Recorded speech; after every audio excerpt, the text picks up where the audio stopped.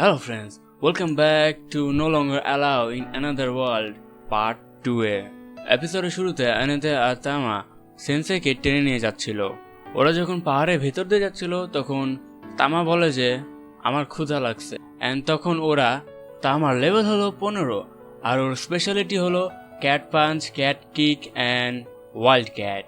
আর অন্যদিকে আনেতের লেভেল হলো 19 আর ওর স্পেশালিটি হলো healing, seal and detoxify magic. আর অন্যদিকে সেন্সে, যার কোনো স্কিল নাই, লেভেল 3, তার ওপর আবার বডিতে পয়জন। অ্যান্ড ওদের গন্তব্য হলো গরুন নামের একটি শহর, যেটা তামার হোম টাউনও। অ্যান্ড ওইখানে যাইতে আরও বেশ কয়েকদিন লাগতে পারে। বাট ওইখানে যাওয়ার আগে অ্যানেতে জুইটেন টেম্পলে থামতে চায়। এটারও একটা কারণ আছে, যারা অন্য দুনিয়া থেকে টেলিপোর্ট হয় তারা এই 4টা টেম্পলের ভেতরে একটা টেম্পল টেলিপোর্ট হয়। অ্যান্ড এই সফরটা শেষ হবে ডার্ক লর্ডের ক্যাসেলে গিয়ে। যেহেতু সেন্সে ডার্ক লর্ডের সাথে ফাইট করতে চাচ্ছে না, তার জন্য ডার্ক লর্ডের ক্যাসেলটা ক্যান্সেল। আর ওপর থেকে অ্যানেতেও যাচ্ছে না যে সেন্সে ডার্ক লর্ডের সাথে পাঙ্গা নিক। সেন্সের এত কেয়ার দেখে তামা বলে যে তুমি কি সেন্সেকে লাইক করতে শুরু করেছো? বাট আমার মনে হয় না তোমার কোনো লাভ হবে, কারণ সেন্সে একটা মেয়েকে আগের থেকেই ভালোবাসে, তার নাম হলো সাচ্চা। আর তার উপর তুমি সেন্সের সাথে সফর করার জন্য তুমি তোমার জব ছেড়ে দিয়েছো, সো তুমি কি টেম্পলে ঢুকতে পারবা? আর তখন অ্যানেতে বলে যে চিন্তার কোনো বিষয় নেই, আমি আমার পরিচিত একজনের হাতে রেজিগনেশন লেটার পাঠিয়ে দিয়েছি। আর তখন তামা বলে যে ওটা কি তোমার পরিচিত কেউ? আর তখন আমরা দেখতে পাই ওই একটা পাখির মতো একটা দেখতে ক্রিয়েচার সেন্সের রক্ত খাচ্ছিল। অ্যানেতে ওই ক্রিয়েচার উপর চিল্লাচিল্লি করার ফলে ওই ক্রিয়েচারটা অ্যানেতের রেজিগনেশন লেটার তার মুখের থেকে বের করে ফেলে দেয়। সেন্সের ওই ক্রিয়েচারকে অনেক ভালো লাগে, যার কারণে সেন্সে ওই ক্রিয়েচারের নাম মেলোস রেখে দেয়। অ্যান্ড ওই ক্রিয়েচারও এটা শুনে অনেক খুশি হয়। তারপর সেন্সে তার কফিনে আবার চলে যায়। আর তার একটু পরে আকাশ থেকে বড় একটি ড্রাগন তামার অ্যানিতের সামনে প্রকট হয়। অ্যান্ড এটা দেখে তামার অ্যানিতের তো ও মাই গড, হোয়াট দ্য ফাও, এটা তো দুনিয়ার সব থেকে বড় ড্রাগন, অ্যান্ড এটা এখানে কি করছে? আর তখনই কেউ ওই ড্রাগনকে রিউকা নামে ডাকে আর বলে যে থেমে যাও। আর তারপর ওই পার্সন একটি সিক্রেট ল্যাঙ্গুয়েজে ওই ড্রাগনের সাথে কথা বলে ড্রাগনকে শান্ত করে দেয়। অ্যান্ড তামার অ্যানিতে এটা দেখে তো পুরাই অবাক, আয় হায় কি করলো হয়, দুনিয়ার সব থেকে বড় ড্রাগনকে এমনি কেমনে শান্ত করলো? ওরা বলে যে তুমি কে? তখন ওই লেডি বলে যে এই এরিয়াতে আমার অনেকগুলো মনস্টার ঘুরছে, তোমাদের এখান থেকে জলদি যাওয়া দরকার। কফিনটা দেখে ওই লেডি বুঝে যায় যে অলরেডি হয়তো বা কেউ মারা গিয়েছে। তখন সেন্সে ওই কফিনের ভিতর থেকে বের হয়ে বলে যে আরে না, আমি তো জাস্ট বিশ্রাম করছিলাম। এত শুদ্ধ ভাষা আমি কেমনে কইলাম? তখন এনাতে বলে যে সেন্সে হলো বাহারি দুনিয়ার একজন লোক। বাহারি দুনিয়ার কথা শোনার পর ওই লেডি কিলিং মুডে এসে পড়ে, যেন মনে হইতেছিল বাহারি দুনিয়ার সব লোক হলো ওর দুশ্মন। আর তখন ওই লেডি ওদের দিকে একটি ম্যাজিক অ্যাটাক করে। অ্যানাতে একটি শিল্ড ক্রিয়েট করে, বাট ওই লেডির ম্যাজিক অ্যাটাকটা ছিল অনেকটা পাওয়ারফুল, যার ফলে অ্যানাতের শিল্ড ভেঙে ওদেরকে আঘাত করে। সেন্সেকে বাঁচানোর জন্য অ্যানাতে আর তামা সেন্সের সামনে এসে দাঁড়ায় আর বলে যে আমাদের যে করে হোক সেন্সেকে বাঁচাতে হবে। বাট ওই লেডির অরা এতটাই ছিল ওরা ওর সামনে দাঁড়াইতেই পারছিল না। ওই লেডির কাছে একটি ডার্ক মার্ক ছিল, যেটা দেখতে ফুল ডার্ক লর্ডের মতন। আর তখন অ্যানাতে আর তামা বুঝে যায় যে ওই লেডি এত পাওয়ারফুল কেন। আর তখনই পেছন থেকে অ্যানেতে আর তামাকে পিছিয়ে রেখে সেন্সে ওই লেডির কাছে যায়। আর সেন্সে ওই লেডির কাছে গিয়ে বলে যে তুমি আমাকে যা ইচ্ছে চাও করতে পারো, তোমার দুশ্মনী তো বাহারি দুনিয়ার মানুষের সাথে, তাই না? সো এই নাও, আমি নিজেকে তোমার কাছে দিয়ে দিলাম, আমাকে মেরে ফেলো। আর ওই লেডি একটা সেকেন্ডও ভাবার সুযোগ নেয় না, নিজের হাত সেন্সের বডির আরপার করে দেয় অ্যান্ড সেন্সেকে মেরে দেয়। হোয়াট দ্য ফাও ভাই, মেন ক্যারেক্টার যদি এমনি মারা যায় তাহলে বাকি স্টোরি কেমনে কমপ্লিট হইব? আমার নাম হলো ভলডেরিয়া, বাইরের দুনিয়া থেকে আসা অ্যাডভেঞ্চারার। এটা বলে ওই লেডি ওইখান থেকে যাইতেছিল।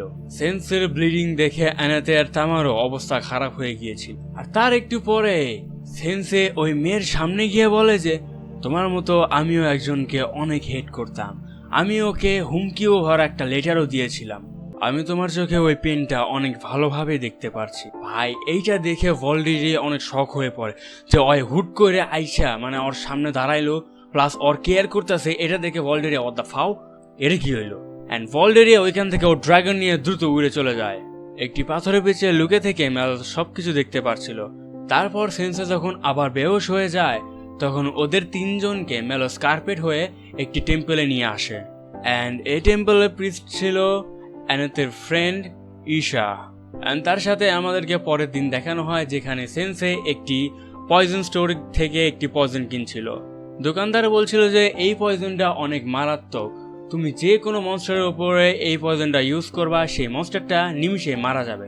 সেন্সে পয়জনটা কেনার পর নিজে খেতে থাকে। এটা দোকানদার দেখে হয়তো পুরাই শখ, কথা ফাও এই মানুষটা কি করতেছে এটা।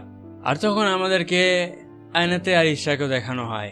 আয়নাতে ঈশাকে বলছিল যে তোমাকে অনেক ধন্যবাদ ঈশা আমাদেরকে বাঁচানোর জন্য। তুমি কি এমন কোনো লেডির কথা জানো যে বাইরের দুনিয়া থেকে এসেছে অ্যান্ড তার নাম হলো সাচ্চান? ঈশা বলে যে না, আমি এমন কোনো মেয়ের কথা শুনি নাই। ঈশা এখানে অনেক রাগান্বিত ছিল অ্যানেতের ওপর, কারণ সে একটি বাইরের দুনিয়া থেকে আসা মানুষের জন্য সে তার ফিস্টের জব ছেড়ে দিয়ে বাইরের দুনিয়ার মানুষের সাথে সফর করছে। কারণ বাইরের দুনিয়া থেকে আসা মানুষরা একেবারে ভালো ছিল না। ওরা বাইরের দুনিয়া থেকে এসে এই দুনিয়াতে যে পাওয়ার পাইতো সেই পাওয়ারটা ইউজ করতো ওরা খারাপ কামের জন্য। তখনই অ্যানেতে আর ঈশার কাছে একটি র্যাপার আসে, এসে বলে যে হ্যাঁ লেডিস, আমার নাম হলো কোতারো অ্যান্ড আমার কাছে আনলিমিটেড গোল্ড কয়েনের পাওয়ার আছে, তোমরা যদি চাও আমার সাথে অ্যাশ করতে পারো। তারপর ঈশা ওই ঠার্কিকে ওইখান থেকে ভাগিয়ে দেয়। আর কৌতারা যখন যাচ্ছিল তখন বলছিল যে আমি আবার আসবো, এই বদলা আমি নিবই।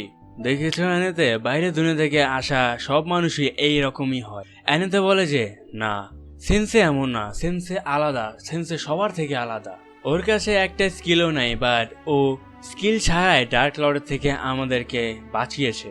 আর তখন ঈশা বলে যে এটা হতে পারে না, কারণ ডার্ক লর্ড 7 দিন আগে মারা গিয়েছে বাইরের দুনিয়া থেকে আসা কিছু মানুষদের হাতে। আর এটা শুনে অ্যানেতে অনেক শক হয়ে পড়ে। পরের সিনে আমাদেরকে দেখানো হয় একটি ড্রাগন বাহারি দুনিয়া থেকে আসা মানুষদের কাছে রয়েছে।